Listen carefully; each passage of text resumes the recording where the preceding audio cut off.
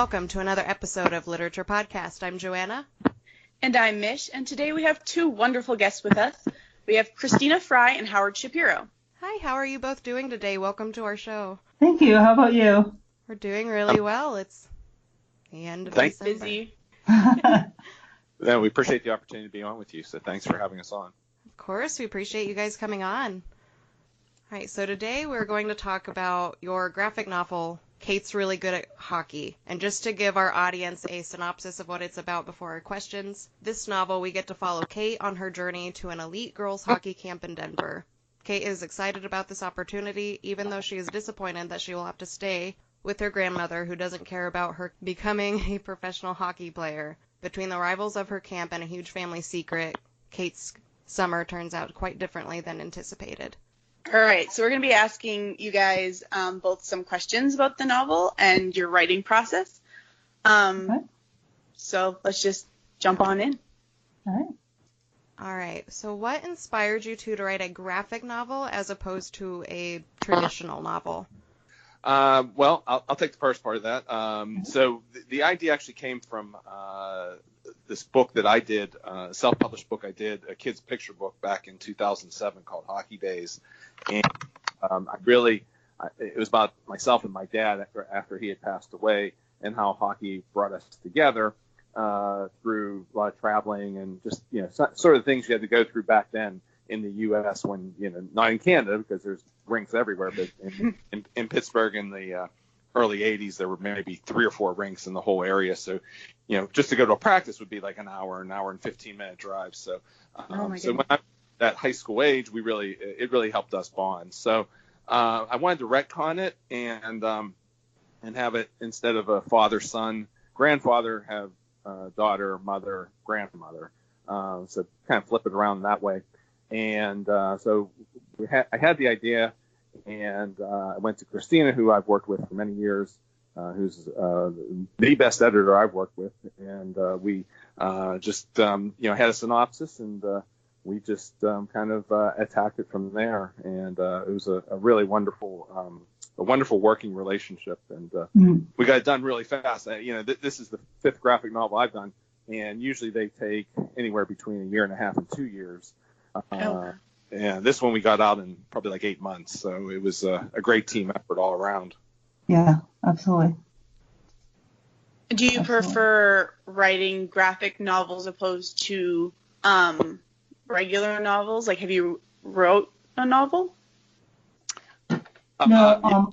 I'm sorry. Go ahead, Christina. I haven't written novels, at least none that are ever going to see the light of day. But I edit novels all the time. I'm a developmental editor, so I work with regular novels.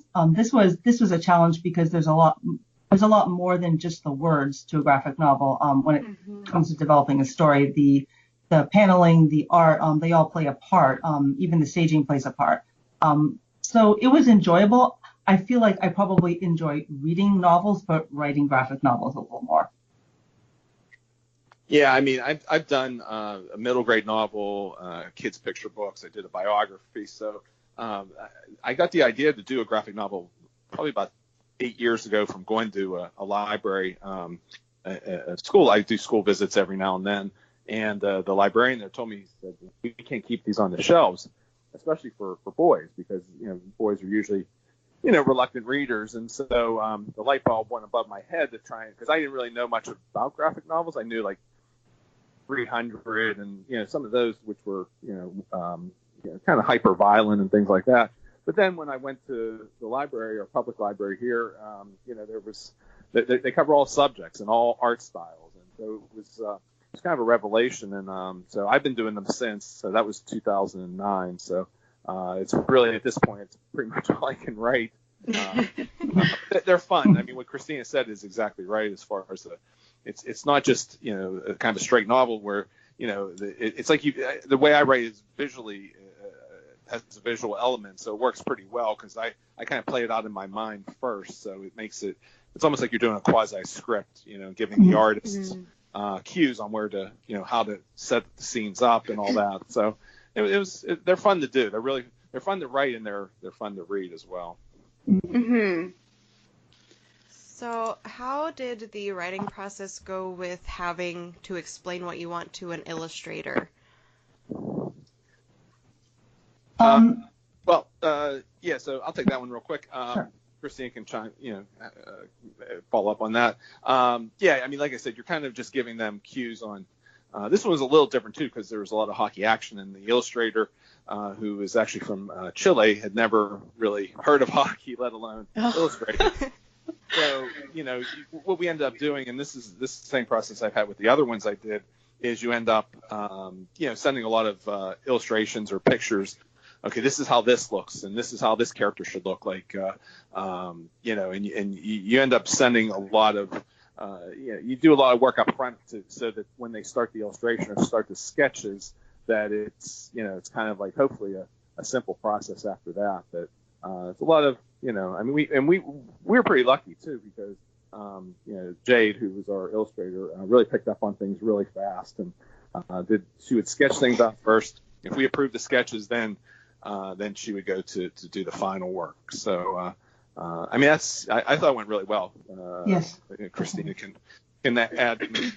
She is an absolute hawk when it comes to deciphering and finding things that weren't correct in the illustration. She everybody I worked with, she did the best job of finding things that my blind eye could not find. So. So what was the writing process like with you guys? Like, you would write, and how did that go back and forth between the two of you? We tended to work back and forth with email drafts as opposed to, and Word comments and such, and a few phone calls as opposed to working in a collaborative document. It just seemed to make a little more sense for our work process. It went pretty smoothly, I think. I mean, there were some, scenes that, went back and forth a lot more times than others. But I think it went pretty smoothly. Yeah, I'd agree 100%. It was really, between the four of us, meaning myself, Christina, the illustrator, actually 5 people, and the letterer, and we had a colorist also. It was really smooth. I think the good thing was we had kind of a good working process where sort of like the hockey stuff kind of fell in my domain, and a lot of the mother-daughter, grandmother relationship stuff Christina would handle. And then so it's like we attacked those balanced parts each of other out. Yeah, exactly. Mm-hmm. All right. You said that you do, Howard, but do either of you play hockey? No, I actually have never played it in my life, if you can believe it. I was a baseball player growing up, and I ran track. I still run now. So a Canadian who doesn't play hockey, I know it's scandalous. I don't play hockey either. Don't feel bad. I don't even watch hockey. Good. Like, Canadian shame, No, it's funny because I've always said that when I started doing the hockey books and here in the U.S., which is actually one of the reasons I wanted to do one, because I was looking for one for my sons back when they were like 6 or 7, and there were no in our public library, one of our public libraries, there were no hockey books. I mean, the ones they had were like bios or how to skate or explaining the game, but there were no narrative stories. So that's why I decided to do hockey days from way back when. But on the flip side, it's like Bizarro World when you go up to Canada and you go to the Chapters or Indigo or whatever, and you hockey books everywhere. So it's a real different situation up there. But yeah, just to answer your question as far, I played. I've really been playing like street hockey my whole life, and then I played when I was in high school. I haven't played since, but I'm still a huge hockey fan. Do you have a particular team? Well, Pittsburgh, because that's where I'm from, but, where I grew up. But actually, I'm a big Leafs fan. I know you guys are in the western part of the country. I'm a huge Leaf. I usually go up at least twice a year to see games up in Toronto. I was actually just there. Oh, fun. My brother is a huge Leafs fan, so. When I was growing up in my friends group, it was cool to not like the Leafs, so it kind of rubbed off on me over time. I've never heard of the Leafs, but I'm not Canadian or The Northern. There's no Maple hockey where I am. So this is actually my first hockey book that I've read. Because like you, Howard, cool. there's just not hockey books around here. Yeah. This is only my Basketball. second, and my other one was also written by Howard, actually. Oh, cool. That's good to hear. What message would you want to send any young girl or boy reading your book today? Well, I'll take this first if that's okay. I mean, the message to me is a lot of times I think, seniors or, senior citizens or parents, are depicted as, kind of, in television and whatnot, it's kind of buffoons and, especially like a senior, a woman or man, I just don't think they're portrayed very well. And in our book, I think the one thing I wanted to, very important, is that the grandmother character is treated with, utmost respect. And Kate really learns to appreciate her experience and just everything. And the way they bond, I think, is really sweet. And so that would be my takeaway. I'd like people to take away, or kids especially, to take away, to have the respect and, admire your parents and grandparents. For me, I would say probably I would want kids to take away that it's okay to aim high, to aim really, really high in your goals. And, on the way there, as you're pursuing your goals, don't forget about the pioneers who made these opportunities possible, because we, especially girls and women, have so many more opportunities today than we used to. And, we owe a huge debt to the people who came before us. Okay. Do you guys have any books that you read while growing up that shaped you into who you are today? Do you have like an entire year to listen to the list? I was a huge bookworm growing up. I don't know that I could pinpoint a book that shaped me into who I am today specifically, but two of the biggest influences on me in terms of my reading were The Hobbit, in the way you could just immerse yourself in another world, and Susan Cooper's Dawn of Fear. It's not very well known at all, but it's about a boy growing up during the air raids in World War II, and it made a huge impression on me the way the author got into the kid's mindset, into the emotions, and made you feel the way the character felt, and that was very, very influential for me. Yeah, for me, I would say, again, I kind of stay with Christina said, as far as not like one specific thing, or it made me who I am, etc. But the series, the Encyclopedia Brown series, when I was growing up, really gave me a real love of reading.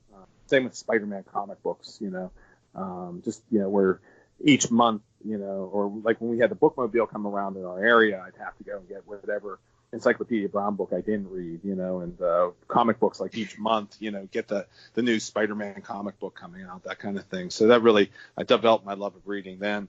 But one other book I would point out which I read much later, was the first graphic novel that I read, which was a huge influence. It was called The Big Con. And I just loved it so much, and that's really got me interested in trying to do a graphic novel. So I would say those three books. That's awesome. Which part of Kate's Really Good at Hockey are you most proud of writing?